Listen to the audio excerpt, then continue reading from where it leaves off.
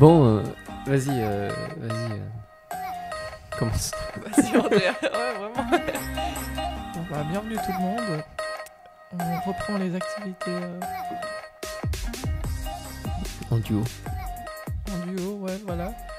Et aujourd'hui, quoi de mieux que commencer par le début d'un projet et parler en fait des étapes qu'on doit valider avant de vraiment se lancer dans un projet entrepreneurial. Un projet en général, je pense. Ouais, et surtout si tu comptes faire de l'argent avec. Ouais. Je rigole. Mais on a, je pense, un peu chacun nos méthodes, comment on voit la chose, quelles sont vraiment les validations nécessaires avant de se lancer. Mais ouais, je serais curieuse de voir un peu, toi, Lionel, c'est quoi tes éléments Alors, clés? je sais pas si j'ai la crédibilité de parler de ce genre de choses, sachant que pour peut-être une réussite, si on considère ça comme une réussite, il y a eu 6 fails derrière. Ok. C'est-à-dire que 6 fois, j'ai pas pu trouver les bons qui. Mais ça va être un peu redondant. Je pense que la plupart des gens qui se lancent, ils ont déjà une bonne idée de ce qu'il faut. C'est-à-dire qu'il faut trouver un produit, enfin, et après définir son USP, son business plan, etc., son go-to-market. Mais il n'y a pas vraiment de sauce magique. Je sais pas si toi, déjà, tu as un avis. Alors, ouais, je suis assez d'accord avec toi déjà qu'il n'y a pas de sauce magique, ça c'est sûr, mais c'est pour ça que je voulais voir, c'est quoi toi, ta méthode personnelle. Mais est-ce que, en fait, vu que tu parles qu'il y a eu des échecs pour toi entrepreneurial, est-ce qu'ils étaient liés à ce début-là? Oui, il Oui. était lié. Alors, il y a deux choses. Alors, juste pour revenir au début, en fait, il y a plusieurs choses, je pense. D'abord, il faut définir ce que c'est un entrepreneur. Mhm. Ce que c'est un projet entrepreneurial. Parce que euh, on en a déjà abordé, mais un projet entrepreneurial, pour moi, c'est pas forcément lancer une licorne. Mhm. Si tu arrives à l'étape licorne, tant mieux. Tant mieux, ouais, tant mieux pour toi. Euh, moi, je suis jamais arrivé à 1 milliard de valuation, mais un jour peut-être. Euh, Par contre, si tu lances ta boutique de coiffure, ça reste de l'entrepreneuriat et ça reste les mêmes key elements qu'il faut Mhm. maîtriser. Et dans les key elements, tu as toujours les cinq clés que je me rappelle, je me rappelle jamais. Mais tu as le. Non, mais j'ai dit, je suis très mauvais. Hein, sinon, j'aurais réussi 6 sur 6 et pas 1 sur 6. Et encore, le 1, c'est. Mais t'as le timing, l'équipe, le funding. Et justement, les deux derniers, je me rappelle pas parce que je fais jamais attention. Ah, mais c'est drôle, on n'a pas du tout à chaque fois les cinq mêmes Ah ouais? références, ouais. Ouais, c'est parce que tu vois, t'en as 5 et tu.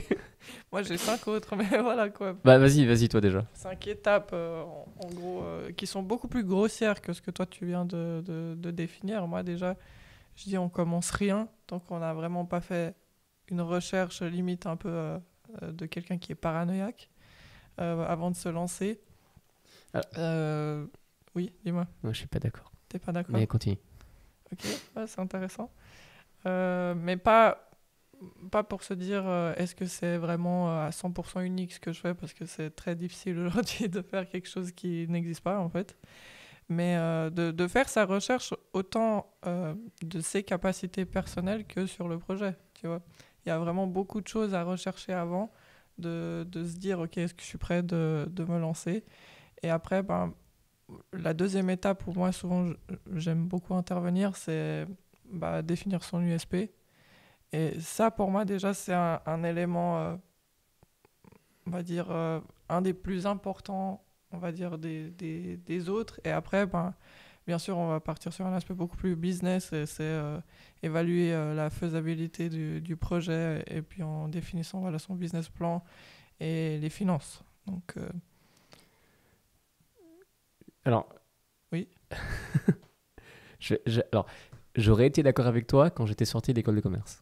Ouais, encore, je suis sorti, je veux dire, échoué de l'école de commerce. Parce que Mhm, c'est exactement ce qu'on t'apprend, définir l'USP.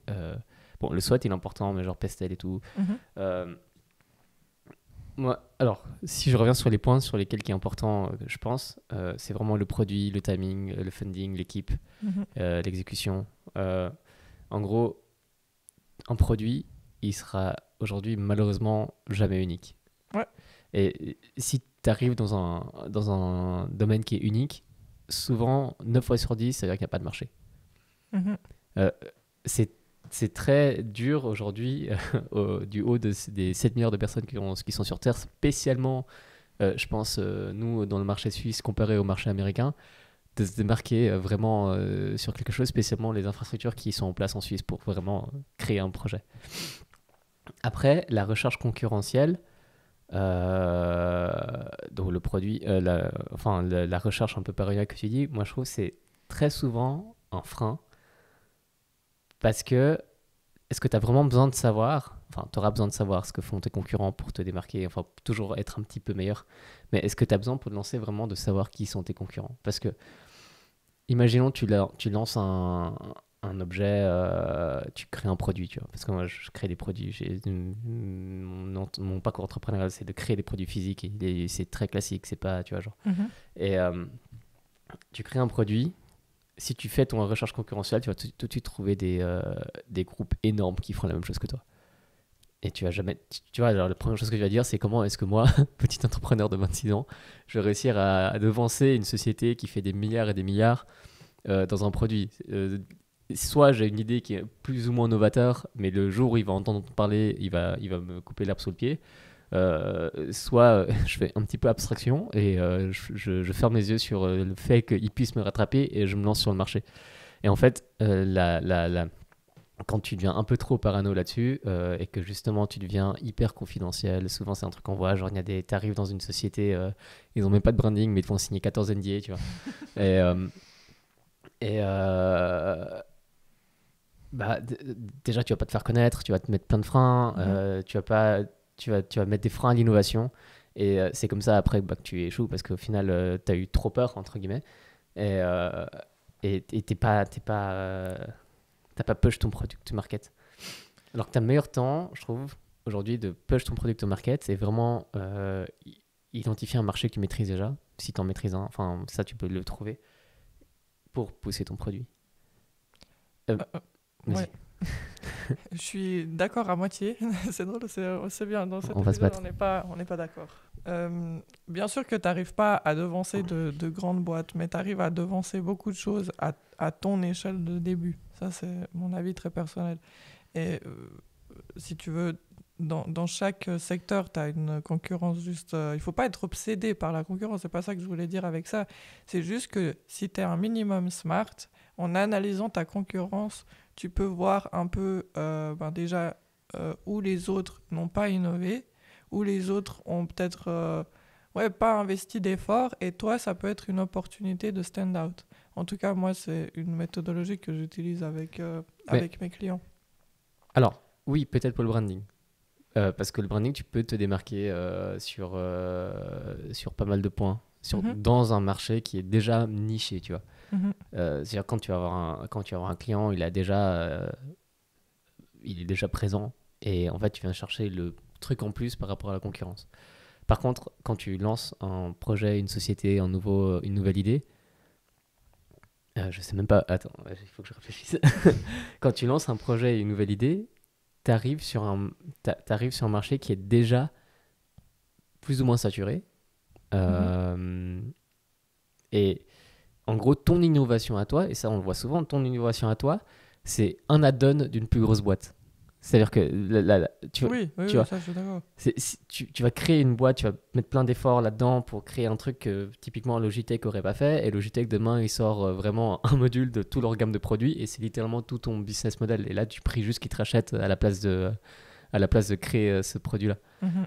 Et c'est un petit peu ça le truc. Donc, à moins vraiment d'avoir des énormes barrières d'entrée, et ça, on pourra en parler, mais il faut vraiment un petit peu être innocent et, et se dire que je suis le meilleur du monde dans mon domaine. Et une fois en fait que tu as vraiment pu prouver ton produit, faire ton analyse concurrentielle. Pas pour. Alors, je dis pas qu'il faut pas être stupide non plus à aller dans un truc genre faire un nouveau stylo, tu vois. Tu vas pas Mhm. révolutionner le monde du stylo. Mais si tu es vraiment convaincu de ton idée et surtout tu es convaincu de l'exécution de ton idée, on est, il y a assez de monde sur cette terre pour trouver des clients, Ça, je suis tu vois. d'accord. Mais après, ça n'empêche pas. Ça n'empêche pas de regarder la concurrence. Voilà, c'est ça que je voulais dire Mais aussi. il faut juste pas se mettre dans cette mentalité d'esprit de blocage, tu vois. Oui, alors ça, entièrement, mais quand je dis, ouais, je me suis peut-être clairement mal exprimé par rapport à cette analyse un peu paranoïaque.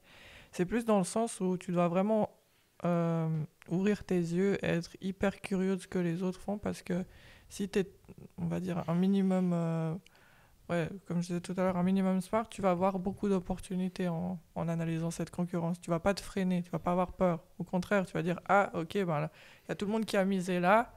Euh, du coup, moi, je vais miser peut-être juste un peu à côté.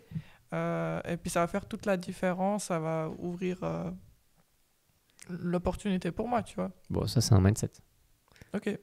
Parce que je pense vraiment qu'il y a quasiment aucun marché où tu fais un truc novateur. Euh, C'est triste de dire ça comme ça. Ouais, franchement, ça fait presque un peu Mais défaitiste. tu vois, genre Y Combinator, ils sont super. Enfin bref, eux, maintenant, ils fundent même plus. Quand tu vas sur leur formulaire d'application, Mhm. c'est vraiment présente ton idée. Ils te demandent même plus ils te demandent même plus quelle est la concurrence. Ils te demandent même plus genre quel est ton concept. Ils te demandent même plus. Vraiment, t'as une idée, une équipe, c'est bon, tu y vas, tu vois. Mais Et tu lèves 500 000 balles. mais est-ce que du coup, tu penses qu'aujourd'hui, on est venu un peu à un stade où bah, tous ces éléments ne comptent plus vraiment, mais ce qui compte, c'est un peu ton, entre guillemets, ton X factor, tu sais, genre, est-ce Oui. que... Moi, Ouais. je pense sincèrement, et là, là j'ai fait une conférence à Dubaï dans des groupes d'investisseurs. Alors, il ne faut pas négliger le produit, il ne faut pas négliger l'USP, c'est toujours des analyses qu'il faut faire. Mhm. Mais ça devient un second plan par rapport à l'équipe et l'exécution. Ouais. Euh, Tu peux avoir une idée vraiment nulle ou basique, j'aime pas dire nulle, basique. Il faut, et tu as une équipe qui sait exécuter, ça reste une société qui est rentable. Mhm. En tout cas d'un point de vue investisseur, d'un point de vue startup. C'est toujours plus vendeur et sexy de se dire je vais faire une idée qui va révolutionner quelque chose. Ça c'est sûr et certain. Mais de toute façon, quand tu commences dans l'entrepreneuriat, tu vas toujours avoir cette idée d'avoir que mon produit va changer quelque chose. Elle va très probablement pas le faire. Enfin, il y a 1%, même pas 1% des sociétés qui arrivent vraiment à disrupter le marché, tu vois. Et en plus, tu as aussi les marchés qui sont des bêtes de concours qui font beaucoup de bruit et qui ne révolutionnent pas grand-chose en fait. Et, et eux font du bruit et après se plantent. Et vraiment, le 1% des sociétés qui viennent vraiment changer quelque chose, ils se font aussi racheter les droits derrière. Donc, il n'y a pas vraiment.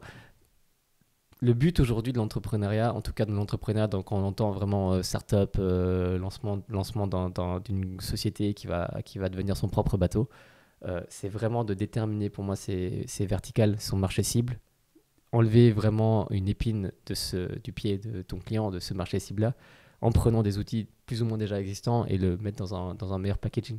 Et la grosse différence, typiquement, là, je suis en train de on est en train de développer un SaaS pour les entreprises, donc qui va gérer plusieurs choses, un ERP un peu plus intelligent, tu vois. On n'est pas là pour remplacer SAP ou Dynamics ou Oracle, tu vois. On est là pour être moins cher qu'eux et être plus proche de nos clients avec une solution qui est plus friendly, tu vois, genre tout en sachant, moi je suis convaincu que quelqu'un qui va prendre notre solution, si cette solution sort sur le marché, hein, bien sûr, elle grandit, elle va passer sur du SAP. Parce que forcément, c'est le leader mondial, c'est le même process pour toutes les sociétés, deux sociétés qui sont sur SAP, ils ont le même process logistique. Donc forcément, tu vois, mais ça devient plus notre part de marché. Où je vais en venir là-dessus, c'est toutes les parts de marché sont déjà attaquées. C'est très, très, très, très dur de trouver une part de marché enfin un marché qui n'existe pas ou un produit qui est disruptif. Si tu le trouves très bien, tu deviens une licorne. Mais vu le nombre de startups qu'il y a aujourd'hui, moi aujourd'hui je mets plus l'effort sur vraiment des verticales et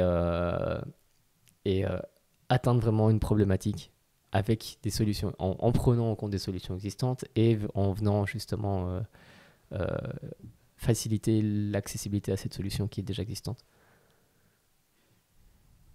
J'essaie juste de voir comment on pourrait donner, on va dire, un ou deux conseils par rapport à justement ce X factor un peu que tu dois aujourd'hui avoir pour porter ton projet. Alors, c'est facile. Alors, tu as les éléments d'analyse de base. Donc, tu dois définir ton produit. Après, ton équipe. Est-ce que tu es dans le bon timing ou pas. Typiquement, tu vois, genre, tout ce qui est recharge électrique ou voiture électrique, c'est le bon timing parce que c'est un marché qui est en train de grandir. Ça, il suffit de voir les tendances de marché, tu vois, pour définir si tu es dans un bon endroit. Si tu es déjà tout autour de la courbe, évite. Après, quand tu te lances vraiment, tu définis ton produit, tu sais que c'est ça que tu veux, il faut que tu aies cette période vraiment à te concentrer sur le produit et comment atteindre un client très spécifique. Et une fois que tu l'atteins, après, tu scales sur les autres clients. Ça veut dire, typiquement, si on prend Atypique, je vais essayer de faire le parallèle. Alors, on va pas faire la différence. Si typiquement j'étais directeur opérationnel d'Atypique, je sais que je vais pas faire la différence sur une grosse société comme 8 à Paris, tu vois. Mais je sais typiquement que je pourrais fournir le même service d'agence à une société qui a peut-être un quart du budget ou qui a pas envie de faire tout son branding en 6 mois. Et ça, c'est un truc que je peux marketer parce qu'il y a toujours de l'espace, tu vois, pour ce genre de situation. Et une fois que ton portfolio il a grandi, après tu deviens une agence. Et c'est un peu la même chose sur les produits. C'est-à-dire qu'aujourd'hui, je peux pas faire un produit. C'est typiquement tous les produits généralistes. J'ai vu à Dubaï, j'ai vu justement un pitch de quelqu'un qui veut faire un nouveau smartphone. Et la seule différence entre son smartphone et les autres smartphones, c'est qu'il y a dessus. Donc c'est littéralement une application. Et du coup, ça sert strictement à rien de faire ça. C'est trop généraliste. Tu vas jamais devancer des gens qui ont déjà 12 ans d'avance, tu vois. Par contre, si tu as focus ton idée sur ton IA qui va vraiment résoudre un problème, tu vas vraiment faire de l'acquisition client par rapport à cette problématique-là. Et ensuite, tu sors un OS ou un téléphone. Là, tu vas faire un go-to-market. Et là, tu vas vraiment pouvoir scaler jusqu'à devenir un fournisseur de smartphones.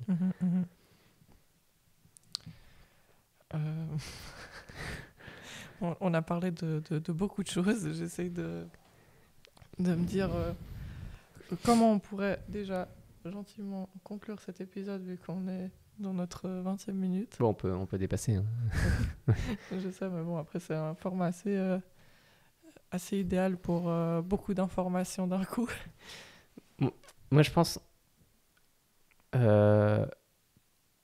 si tu te lances dans un projet, lance-toi dans le projet. La clé, c'est trouver les métriques pour définir ton business plan, trouver tes systèmes d'analyse, ton framework ou quoi que ce soit. Tu vas les trouver, tu vois. C'est de la connaissance qui est tellement mainstream maintenant sur Internet. T'as pas besoin de... Oui.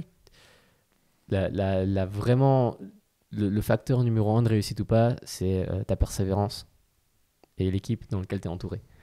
Et déjà, au niveau de l'équipe, tu dois avoir une confiance aveugle envers tes associés. Littéralement, tu vois, genre, tu peux pas, toi, être omniprésent et pas te dire ça a fonctionné qu'avec moi. Ton associé doit, si demain tu as un accident, il doit pouvoir continuer la startup avec toi, tu vois. Enfin, sans toi plutôt. Et après, la persévérance. Ça va être très très dur de démarcher ton premier et ton deuxième client. Et tu vas avoir, forcément, ça aussi on le dit tout le temps, tu vas avoir 150 refus pour une réussite. Sauf que la réussite, c'est peut-être, tu vois, genre la grande boîte. Et bah, la plupart des gens arrêtent avant. C'est clair. Tu dois plus te dire, en fait, tu dois plus te faire à l'idée, je trouve, que tu vas potentiellement même pas réussir et que tu es prêt, en fait, à faire face à ça.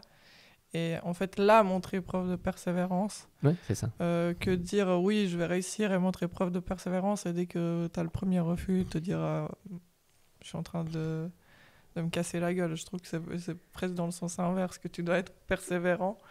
Après, pas bien sûr aveuglement. Hein. Il faut connaître les limites. Bah, si on prend les projets en général, quand tu lances un projet, c'est ton premier projet spécialement, ou t'as pas un proof que t'as déjà fait, tu vois, genre t'es pas Mhm. KPMG, quoi. Euh, Moi, j'aborde ça comme, je sais pas si c'est triste ou pas à dire, mais j'aborde ça comme le casino. Tu dois pas jouer ce que t'es pas prêt à perdre. Exactement, ouais. C'est ça. Ouais. Parce que si tu mets tout ton enjeu et tout, c'est là où tu fais un burn-out, et c'est là où tu t'en sors plus, tu vois. Donc si tu te lances dans un projet, faut être convaincu de ton produit, c'est sûr, faut avoir fait tes analyses, ça c'est sûr aussi. Par contre, faut y aller en mode, il y a 60% de chances qu'on va pas y arriver, mais c'est-à-dire que si tu essayes 6 fois, t'as au moins un sur les 6 qui va y arriver, tu vois. Il faut se lancer dans un truc en sachant ton seuil d'échec Mhm. et pas avoir peur de ce seuil d'échec. Et une fois que tu y arrives, pas regretter de se dire ok, c'est trop tard, tu vois. Et ça, c'est souvent le plus dur. Souvent, parce que si tu passes sur ce seuil d'échec, tu vas en concurrent, tu vas dire putain, j'aurais dû continuer. Non, enfin, si lui il a réussi, s'il avait peut-être quelque chose en plus, tu vois. C'est très défaitiste Ouais. comme podcast aujourd'hui, mais je pense que c'est un outil très puissant de se dire je me lance dans un projet qui va potentiellement pas réussir et je suis déjà conscient de ça. Ça veut dire que je vais me donner les outils et surtout je vais utiliser ces outils pour possiblement atteindre un but, mais ils seront pas perdus ces outils, tu vois. Je vais peut-être les utiliser un peu ailleurs. Mais ça, je suis Ouais, entièrement d'accord avec toi. Ça, c'est sûr que et des fois, tu te lances dans un projet, tu te dis en fait ça servait à rien, et puis je sais pas, une année plus tard, tu commences un autre truc, et puis en fait tout s'aligne à quelque part. ouais, c'est ça. C'est Ouais. jamais de la connaissance perdue, c'est jamais de l'expérience qui est perdue. Mhm. Souvent, les gens, ils ont peur de plusieurs choses euh, au niveau de l'échec. Donc, encore une fois, c'est vraiment un mindset pour se lancer. Mais une fois que tu te lances et tu sais que tu arrives à un seuil d'échec, souvent, ils ont peur de deux choses. C'est bah, le miss opportunity Mhm. et la réputation. Ouais, la déception aussi des autres. Ouais, bah, la réputation, tu vois. Ouais. Le miss opportunity, moi, je vois plus de boîtes qui loupent des opportunités parce qu'ils ont pas, tu vois, genre, ils se sont obstinés. Euh, Là, je vis actuellement à un endroit où, bah, tu vois, si on avait décidé d'abandonner un projet 5 mois avant, on aurait pu le relancer avec des meilleures bases et il serait déjà sur le marché, tu vois. Donc, c'est pas grave, mais il y a ce facteur-là. Et après, bah, la réputation, oui, ça fait toujours très mal de se voir en échec et tu as toujours peur de ça. Mais moi, ce qui est fort aujourd'hui avec typiquement les personnes avec qui on travaille maintenant, nous Mhm. deux, ça devient, déjà on en rigole, des échecs, on est tous passés par là. Et après, c'est même aujourd'hui un plus d'avoir loupé des projets, parce que toi, tu connais des erreurs et tu vas pas les refaire. Mhm. T'as appris de tes erreurs. Moi, j'ai très peur très peur. Si on vient vers moi pour tout investissement qui est en dessus de 30 000 francs, et que t'as pas déjà fait 2 startups avant, qui ont réussi, qui n'ont pas réussi, tu vois, j'aurais tendance à faire typiquement une due diligence qui est beaucoup plus approfondie que quelqu'un qui a déjà fait 2 échecs avant. Mhm. Donc voilà. Donc, en gros, avant de vous lancer dans un projet, faites gaffe à votre mindset. Ça fait beaucoup plus que tout ce qu'on a discuté, l'USP et Tutti Quanti. Donc, ouais, faut être solide, en tout cas. Faut être prêt Ouais. à se lancer. Il faut pas, je pense, il faut pas se dire que c'est un. Tu vois, souvent, pour conclure hein, très rapidement, les gens qui se lancent, ils viennent du monde salarial. Et quand tu viens du monde salarial, tu as tous les garanties qui vont avec. Mhm. Euh, L'entrepreneuriat, c'est pas ça, tu vois. C'est clairement pas le confort, ouais. C'est déjà pas confort et surtout, c'est pas les garanties. Ouais. T'auras aucune garantie que tu vas tirer un salaire, t'auras aucune garantie de tout ça. Il faut partir avec ce mindset-là et que tu es prêt à prendre ce risque-là pour pousser ton produit. Et une fois que tu as ce mindset, tu arriveras à pousser ton produit. Euh, pour le, et même si sous cette forme-là, tu n'arrives pas à poser ton produit, mais tu as acquis les outils pour pousser le produit peut-être similaire ou itéré avec les bons metrics pour quand même faire un go-to-market. Et c'est vraiment ça qu'il faut se dire, je pense, quand tu te lances. Après, évidemment, tous les autres outils, registre du commerce, légal, etc. Si je ne me trompe pas, tu es en train de faire des posts dessus pour Oui. les maîtriser. Donc, n'hésitez pas à les voir. Il faut quand même les maîtriser, il faut quand même faire ses analyses, il faut quand même faire attention à tout ça, il faut quand même faire attention à la concurrence, mais il ne faut pas que ce soit omniprésent. Mhm. Oui, d'ailleurs, je vous invite à aller regarder notre site qui est, bon, en réalité pas tout à fait fini, on n'a pas mis tout ce qu'on voudrait dessus encore, mais qui contient déjà pas mal d'infos utiles justement pour cette phase de lancement. Et on a déjà une rubrique avec quelques documents qui vous seront probablement utiles si vous ouvrez une boîte. Donc je vous invite à aller regarder un peu ce qui se passe par là-bas. Et merci beaucoup Lionel pour tous les conseils et sur le mindset aujourd'hui que tu nous as donné. Ouais, j'ai l'impression d'avoir déprimé la moitié de l'audience. Hein. Ouais, on va finir sur une petite musique un peu triste comme ça. Pour le outro, on va utiliser un truc un peu... Je rigole, et puis on se voit semaine prochaine, comme d'hab. Ouais, semaine prochaine.